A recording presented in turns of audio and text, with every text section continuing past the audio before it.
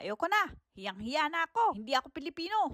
Padami ng padami ang sospek ng mga Pinoy at Pinay dito sa Japan. Hangin na lang, binalitang muli ang naging krimen nitong February 2024 na pinatay na Chinese. 3 ang nasangkot na Pilipino. May Brazilian, may Japanese. Number 1 talaga ang mga Pinoy sa mga maling gawain. Yung isang suspect na Pilipino, inakala nung una na Japanese, pero ito ay half Japanese lamang. At yung pangalawa, Pilipino rin. Ngayon, itong isang Pilipino, ngayon pa lamang binanggit ang pangalan. Dahil daw edad 18 years old pa lang. Sus, kahit bata pa yan, banggitin nyo na agad ang pangalan. Inaabot pa ng 3 buwan bago banggitin ang pangalan. Ngayon, kawawa ang pinatay niyong Chinese. 5 kayong suspect, walang kalaban-laban sa inyo. Tipong kaibigan nyo, pero binuli at pinatay nyo. Pagkatapos ng 3 buwan, ngayon pa lamang, kinasuhan ng murder itong 18 years old na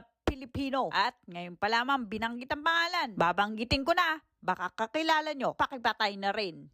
Ang pangalan, Gergiano Matt Zinlo. Edad 18 years old, Filipino nationality. Nabanggit na ang mga una niyang kasamahan na half Pilipino na si Neon at isa pang Pilipino at isang Brazilian at Japanese. Pinatay nila, binugbog nila ang Chinese at nilunod sa lugar Hamamatsu, Shizuoka. Ngayon pa lang, ipinablik ang pangalan ng suspect na 18 years old na Pinoy. Sobrang nakakahiya na ang mga Pilipino. Nagkakalat kayo dito sa Japan. Nakakahiya kayo.